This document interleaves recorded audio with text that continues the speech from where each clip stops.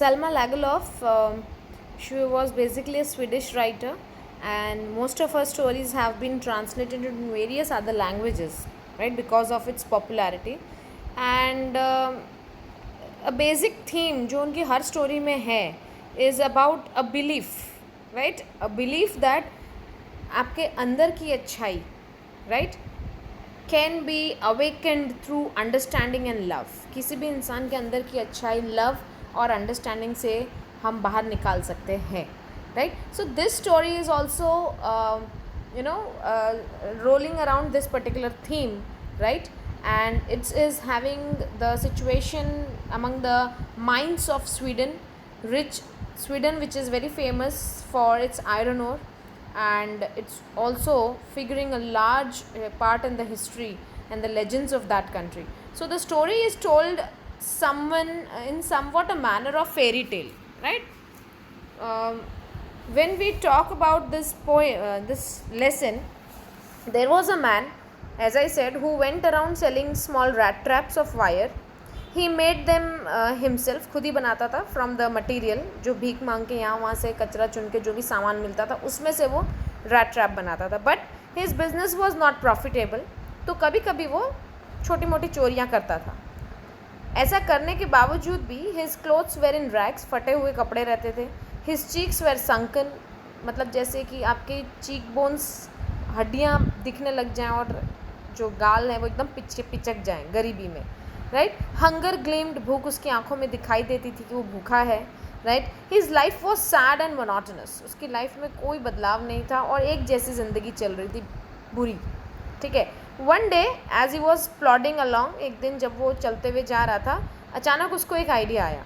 He began to think that अब ये idea जो है ये इसने खुद बनाया है, राइट. वो कभी कभी हम सोचते हैं ना अपना उल्लू सीधा करते हैं, मतलब बेसिकली वी आर अपना किया हुआ we try to blame at somebody else. तो इसके भी दिमाग में एक ऐसा आइडिया आया and he said that the whole world, कभी उसके बारे he began to think that the whole world about him was nothing.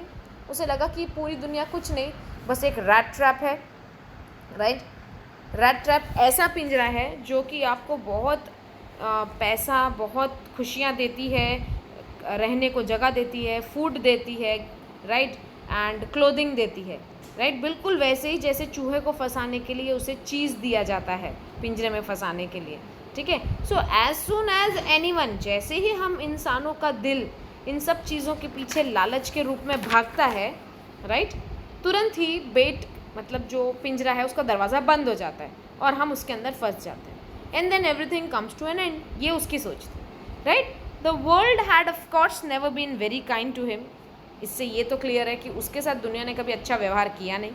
सो इस वजह से उसे ये सब सोचने में बहुत मज़ा आता था कि कैसे मैं अपने परिस्थितियों का जो बोझ है वो दुनिया पे डाल दूँ, कि आज जो भी हूँ मैं, जिस भी हालत में हूँ वो दुनिया की वजह से हूँ, right. So he would take a great joy to think bad of this entire world.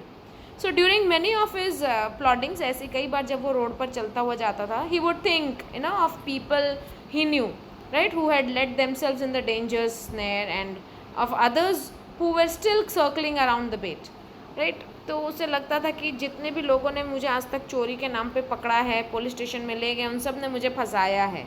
मैं तो सिर्फ भूख के लिए पैसे ढूंढ रहा था, मैंने मतलब अपनी किसी भी तरह अपनी चोरी को जस्टिफाई करना चाहता था.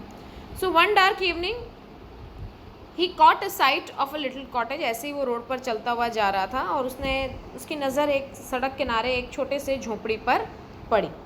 ओके.